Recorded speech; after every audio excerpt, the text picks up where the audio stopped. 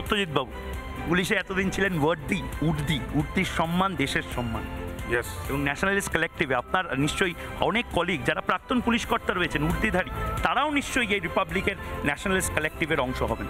নিশ্চয়ই আমরা তাই হব। দেখুন, আমি দীর্ঘদিন কলকাতা পুলিশে কাজ করেছি, কিন্তু যেই কয়েকটা পড়া দরকার আছে সেটা বলি। এই সিন্দুর, অপারেশন সিন্দুরের মাধ্যমে ভারতবর্ষের আমাদের যে প্রধানমন্ত্রী সেটা দেখিয়ে দিয়েছেন যে গোটা পৃথিবীতে সামরিক শক্তিতে এখন পর্যন্ত ভারতবর্ষ অজেয়, নাম্বার ওয়ান। যেটা স্বর্ণালী একটু আগে জিজ্ঞাসা করছিলেন যে আমরা শান্তির প্রতীক, এই যে আবার হাতে যে পতাকাটা দেখাচ্ছেন তার এই যে সাদা অংশটা, যেখানে আমাদের চক্রটা রয়েছে অশোক চক্র, এই সাদা অংশটা হচ্ছে শান্তির প্রতীক। অর্থাৎ ভারতবর্ষ প্রথম থেকেই শান্তি চায়। আমাদের যে অশোক দি গ্রেট, যে আমাদের মহামতি অশোক, তিনি তো এই শান্তির কথাই বলেছিলেন।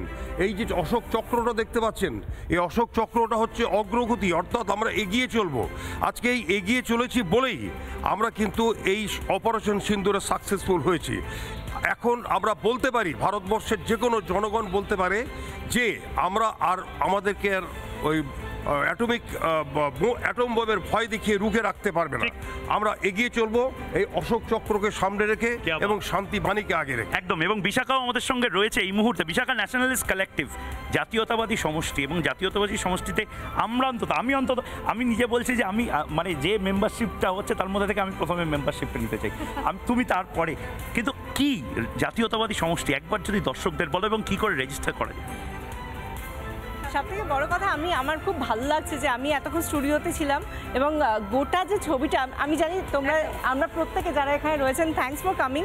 আর আমরা সবাই একটা উদযাপনের মধ্যে রয়েছি, এবং এই উদযাপনের মধ্যে থেকে যেটা ভালো লাগছে যে আমরা সবসময় কি করি, আমরা একটা খেলা হলো, খেলায় আমরা ভালো রেজাল্ট করলাম, সবাই রাস্তায় একটা ফ্ল্যাগ নিয়ে বেরিয়ে পড়লাম, ভারত মাতা কি জয়, ইন্ডিয়া জিন্দাবাদ, এসব অনেক কিছু বললাম, তারপর বাড়ি গিয়ে খেয়ে নিয়ে উদযাপন শেষ হয়ে গেল, ভুলে গেলাম আবার।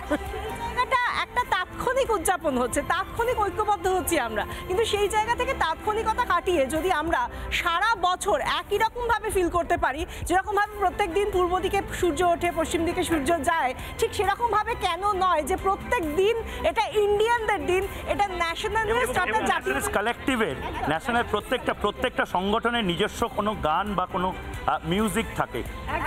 আমি একদম মিউজিকের ক্ষেত্রে আমি বলবো যারা এখানে অনেকে রয়েছেন প্রত্যেকে শুনেছি আমরা কম বেশি, সেটা হচ্ছে যখন ভারত কি করেছে দেখানোর সময় যখন আমরা তাণ্ডবটা শুনছিলাম, ভারতে পাকিস্তানের বুকে ভারতের তাণ্ডব, যখন সেই অডিও ভিজুয়ালটা দেখছিলাম কি অরিন্দম দা, তখন একের পর এক যেভাবে কোথাও বিমান ঘাঁটি, জঙ্গি ঘাঁটি ধ্বংস হচ্ছিল, আমাদের কানে বাজছিল সেই শিব তাণ্ডবের মিউজিকটা। আর এই মুহূর্তে রিপাবলিক বাংলা নিউজ রুমে, এই ন্যাশনালিস্ট কালেক্টিভে সেই একটুখানি মুহূর্ত আমরা তৈরি করার চেষ্টা করছি, জাতীয়তাবাদী সমষ্টিকে একসঙ্গে এক মঞ্চে নিয়ে আসার জন্য। একবার শোনা যাক। নানা ধরনের কন্টেন্ট দেখার জন্য লাইক করুন, শেয়ার করুন আমাদের ফেসবুক পেজ, সাবস্ক্রাইব করুন আমাদের ইউটিউব চ্যানেল। পাশাপাশি অন্যান্য ব্রেকিং নিউজের জন্য অবশ্যই চোখ রাখুন রিপাবলিক বাংলায়।